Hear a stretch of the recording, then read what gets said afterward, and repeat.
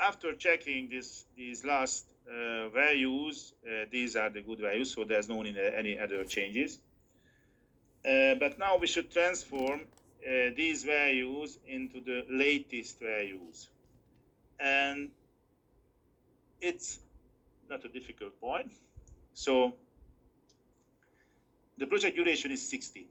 Actually, this is a checking point that this 60 should be 60 here also. Okay, so the length of the longest path should be the same.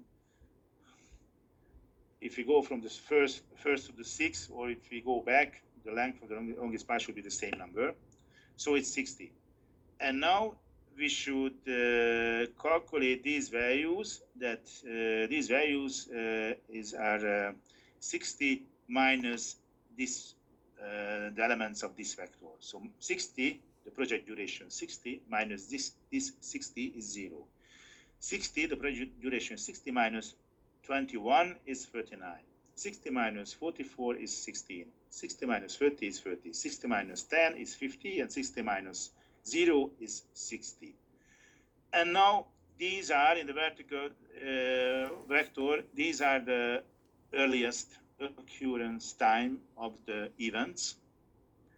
And in this horizontal vector, in this bottom vector, there are the values, these are the latest occurrence time of the events. And based on this, we can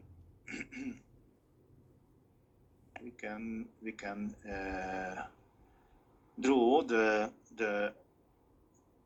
critical path.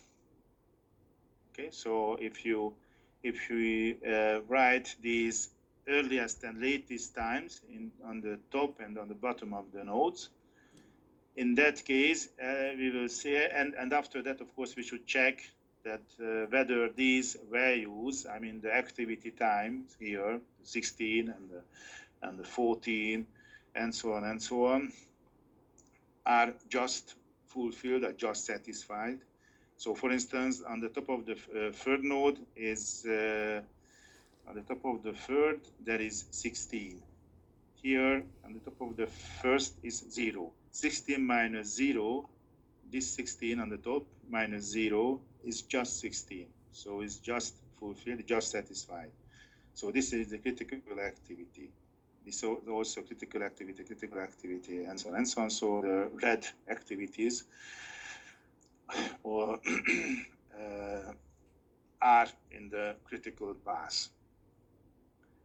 Okay, so I think that you should know. So I'm sure that in a BSc course you learn that what is a critical path and how maybe you can determine the critical path in any other algorithm. But this algorithm, what I showed you, is capable to handle the loops, circles. Now we have a very simple loops here. Loop we have only one.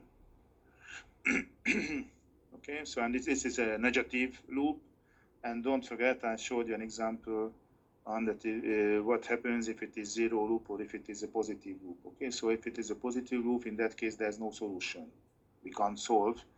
It means that if you can't solve, it means that the length of the longest path is infinity. Okay, so if there's any positive loop in the network, in that case the length of the critical path is infinity. Okay, I uploaded the file, and there's maybe 5 examples on this problem. Okay, if you don't have any question, let's go